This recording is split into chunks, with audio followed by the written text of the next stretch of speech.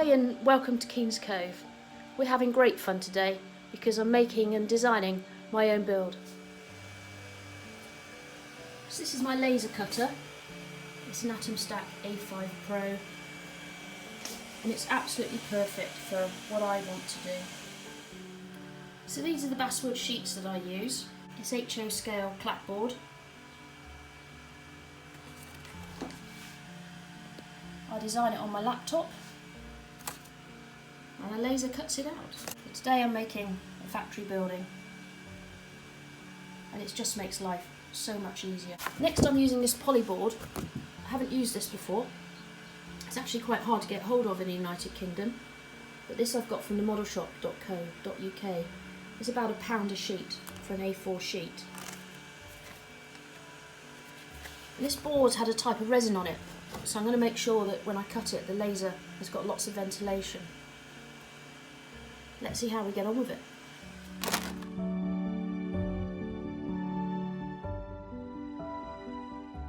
Now onto the build itself. As with all of these wood kits, it's really important to brace them well first.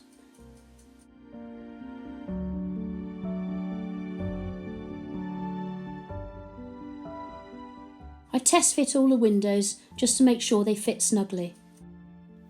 And whilst that's drying, I prepare all of the windows. And for my factory design, I used windows pre-made from Tichy Trains.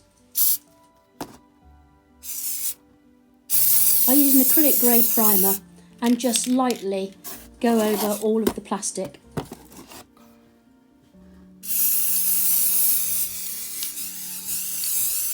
Once the primer is dry, I then use an ammo wash, and for this I used a filter, which is a brown for dark yellow. I'm going to give this clapboard a wash, and I'm going to use the ammo enamel wash, and this one is brown wash. I've just mixed a bit of it with white spirit. Reasonably thick brush. Just watch how the magic happens. Load up your brush fully with the wash and just look at that bleed into the clapboard.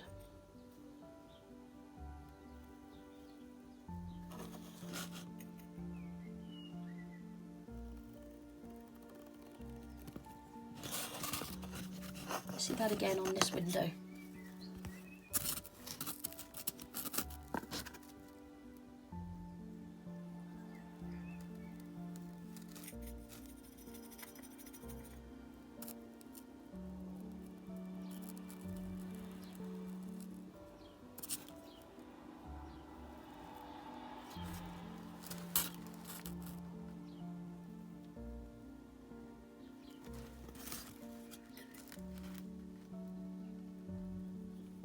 Can you see the way it just bleeds into the clapboard, leaving a darker wash on the edges?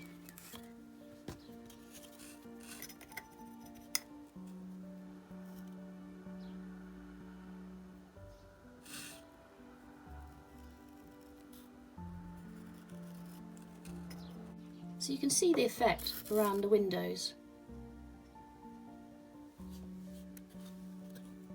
For this area here, I'm just going to drop on with a fully loaded brush a bit more wash.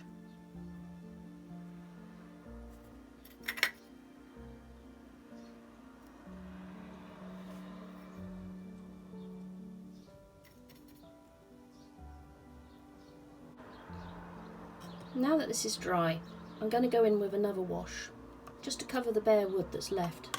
This time I'm going to use an ammo wash, which is called a filter.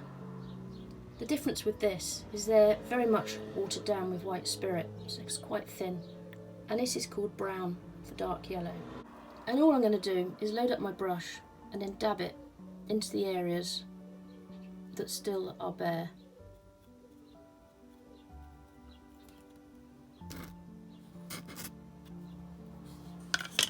And when it's dry, it looks like this. Next I used a sponge to sponge on a bit of a green, almost a sage green colour, to give the look of peeled paint. I then use an ammo shader, the colour Grime, just to add some dark patches where the clapboard is starting to rot. So the factory building is taking shape. I've stained and painted all of the walls, and that was after I braced them. I've glued all the walls together and I've put in the windows. You'll see that this back wall is plain. What I'm going to do is build another structure that connects to this, and then the rest of it I might cover in some rusty corrugated metal, and if you watch my builds you'll see that I really do favour the rust effect. The really great thing about using Tichy Train Group windows is that they come with the acetate pre-cut. Now I don't know about you, but the thing I hate about scratch building is having to cut all those tiny little acetate sheets, especially when you've got small windows. So the great news is that you just look up the size of your window, it's printed on the acetate sheet, and they're pre-cut, and just pop them out with your craft knife. Now you'll see close up that it looks dirty. They're just lines left when these were laser cut. So what I do before I cut them out is just get hold of the alcohol. This is 99%, 99.9%. It's definitely 99.9%. And I just give them a wipe all the way over. The way that I do it is I put the windows frames in first using white glue, and then from the inside I just dab a little bit of glue. I do use super glue from the inside, and then just stick the acetate sheets on. So I'm going to carry on and do all of that, and then I'll show you when it's all finished. This part of the structure is made from cardstock, and I decided that I wanted to cover it in shingles. So these are real cedar shingles. I think they're from Sierra Models. Yes, they're a pain to do and take forever, but it really is worth it. So stick with it, and I think you'll find that the effect, it really is good.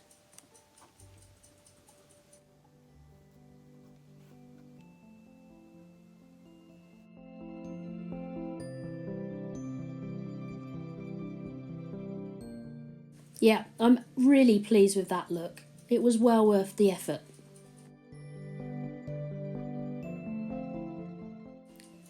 The back of the factory building I wanted to cover in some sort of metal sheeting.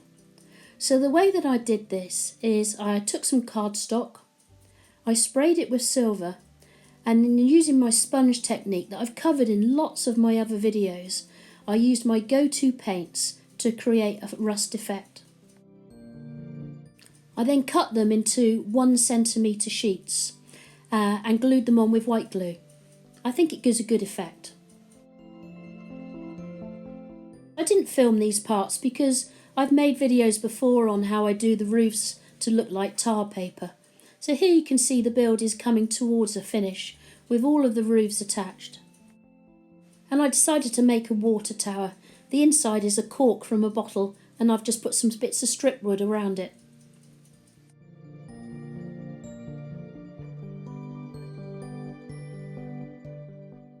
So here you can see I've just glued on the secondary structure at the back of the building. And I used some thin bits of strip wood here to do some cladding.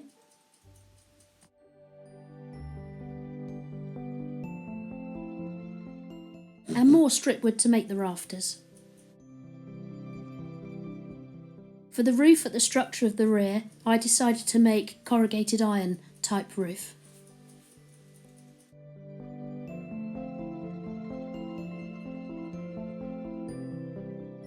And one of my other videos goes into far more detail about how to create this effect. I printed off some signs off the internet and then just stuck them on, but made it look like they were peeling off. And for the pop-out structure on the roof, Again, I just printed off an American Printworks sign and then just put a rusty effect on it.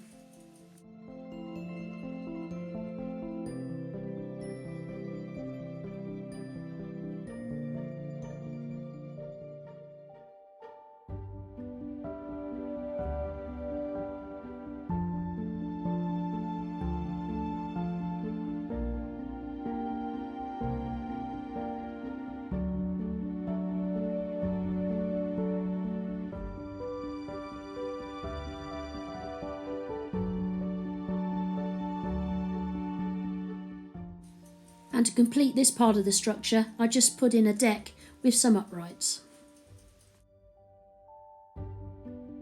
It's time to enjoy looking at a few pictures of my factory build, which, since I'm really pleased that Frank Saladino and Natalie from Mud Creek Models have turned my idea into a kit, so you can buy your very own McMillan Printworks.